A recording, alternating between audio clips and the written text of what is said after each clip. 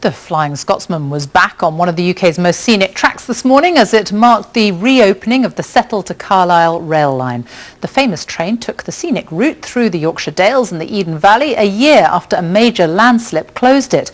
Well, Danny Savage is in Appleby for us now. Danny.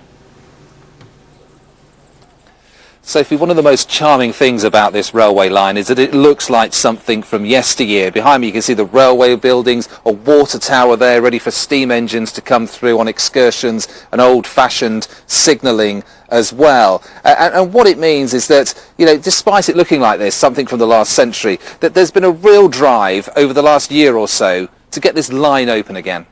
At lunchtime today, one of the most famous names in the world of steam arrived at Appleby, a station on one of the most famous rail lines in Britain. After being closed for 16 months, the Settle-to-Carlisle route is open again.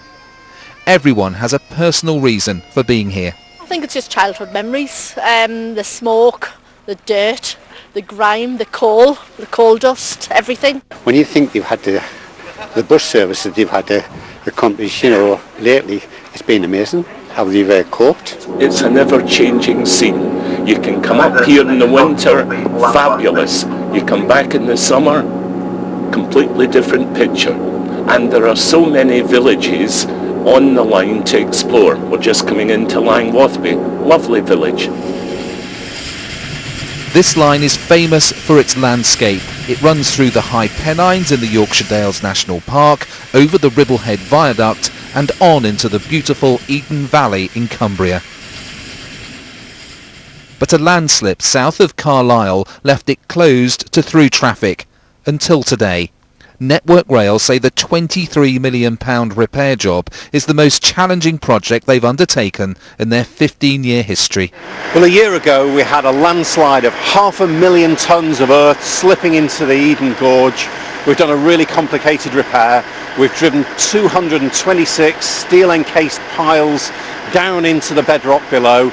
We've put 6,000 tonnes of concrete on top and we've reinstated the railway. And today we're open for business. Although this wonderful old locomotive is attracting all the headlines today, the big issue for the more remote communities along this line is that they've got their main transport link back, and that means a return of visitors and business. Built in the 1870s, threatened with closure in the 1980s, this old-fashioned but much-loved railway route is open again. A new era, celebrated old style.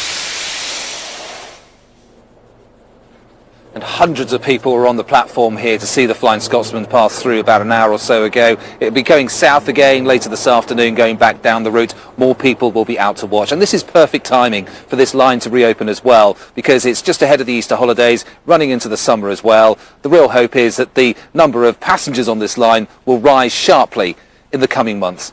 Sophie. Danny, thank you.